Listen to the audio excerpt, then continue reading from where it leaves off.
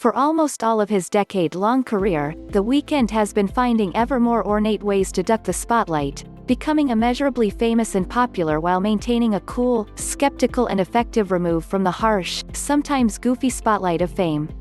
Out on the stage at the Super Bowl halftime show, though, there isn't much one can do to hide. It is a locale that flattens nuance, sandpapers intent. It's live and heavily vetted.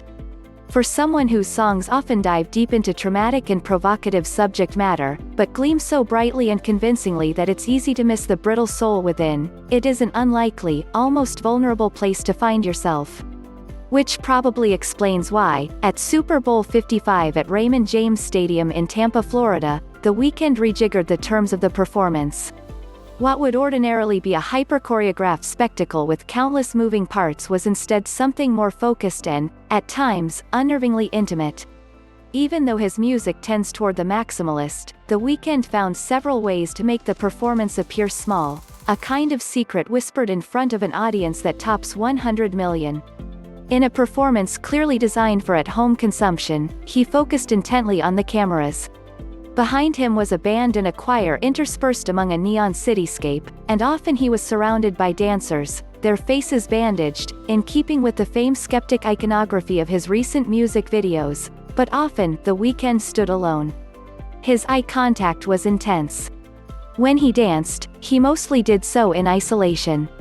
In the midst of a pyrotechnic affair, there he was, keeping his own time. That was also partly the result of the unique circumstances of the event this year, a grand-scaled affair reimagined with pandemic restrictions in mind. Rather than the usual stage setup, assembled at midfield, then rapidly disassembled after the show, The Weeknd performed largely from the stands, only descending to the field for the final few minutes of his set. Wearing a glittery red blazer and spectator shoes with an all-black ensemble, he sometimes appeared like a cabaret mayor, a master of ceremony for a space-age function. He stuck to the biggest of his many big hits. Starboy was vibrant, and The Hills had a majestic sweep. After The Hills, he pivoted to something more peculiar, walking into an overlit labyrinth and performing Can't Feel My Face, amid a scrum of face-bandaged lookalikes. The camera was handheld and unsteady, communicating a glamorous mayhem that this event usually doesn't dabble in. Afterward, he tempered the mood with some of his biggest tent hits, the sunshiny, I Feel It Coming, the oversized, Save Your Tears, and then, Earned It, his theatrical ballad from the 50 Shades of Grey soundtrack.